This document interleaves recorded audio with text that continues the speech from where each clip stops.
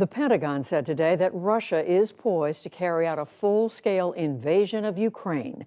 That word came as Ukraine put in force a state of emergency, and as Moscow said that the separatists that Russia backs in eastern Ukraine had asked for Russian military help to fend off what they claim is Ukrainian aggression. Meantime, in Washington, President Biden announced new sanctions on the company that owns the Nord Stream 2 natural gas pipeline that runs from Russia to Germany, and on the company's corporate officers. Nick Schifrin again begins our coverage. In Kyiv today, all rise for Ukrainian President Volodymyr Zelensky. This is Ukraine's National Security Council, and today they seem to all rise to the challenge and possibility of war. The state of emergency will be introduced across the entire territory of the country, except the Donetsk and Luhansk regions. National Security Advisor Alexei Danilov announced a new war footing that could increase checkpoints and curfews, allow the government to seize property and billet soldiers and homes, and ban demonstrations and strikes. We have said many times that the main task of Russia is to achieve its goal of internal destabilization. This decision was taken to prevent these actions. The decision taken by Zelensky. Up until now, he's downplayed the threat.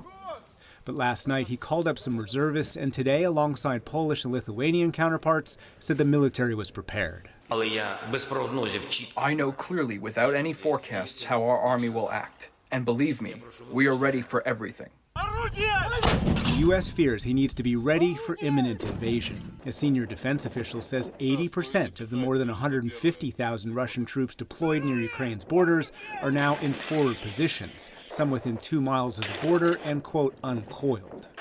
The Ukrainian official says the U.S. briefed Kyiv on new intelligence yesterday that action could start within hours. Russia's already targeting Ukraine online.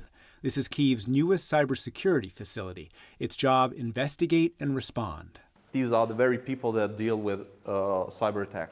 It's led by Victor Zhora. He gave a tour to PBS NewsHour producer Volodymyr Solohub and showed a chart of a recent spike in attacks. You can see the significant growth of critical cyber incident. That's a reference to denial-of-service attacks that crippled the websites of Ukraine's largest banks and the foreign and defense ministries. The U.S. and Kyiv blamed Russia.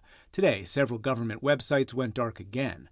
We spoke to Zhora before today's attacks. We are facing a hybrid aggression, and cyber aggression is a part of it. That means that in case of military invasion, it can be supported with cyber attacks.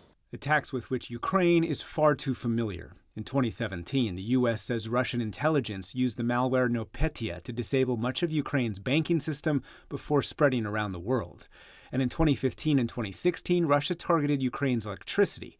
The West has spent millions to try and make power companies more resilient. The level of protection of energy companies now much higher than 5 years ago. I don't believe in full blackout on the country scale.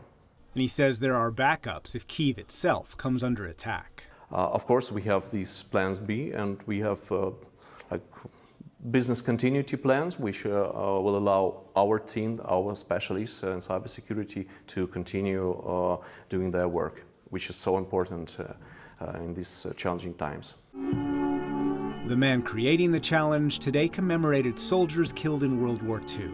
This is Defender of the Fatherland Day. Russian President Vladimir Putin vowed to continue the tradition. Our country is always open to a direct and honest dialogue and is ready to search for diplomatic solutions to the most complicated issues. But I want to repeat that Russia's interests and the security of our people are an indisputable priority. But it's not Russia's priority to remain honest. This week, the government claimed Ukraine's military crossed into Russia and even released a video of the offending invading tank. Kyiv called the claim fake. And Russian media highlight supposed car bombs and attacks inside self-declared separatist republics that injure civilians. The U.S. and Ukraine accuse Russia of staging videos to justify an imminent invasion.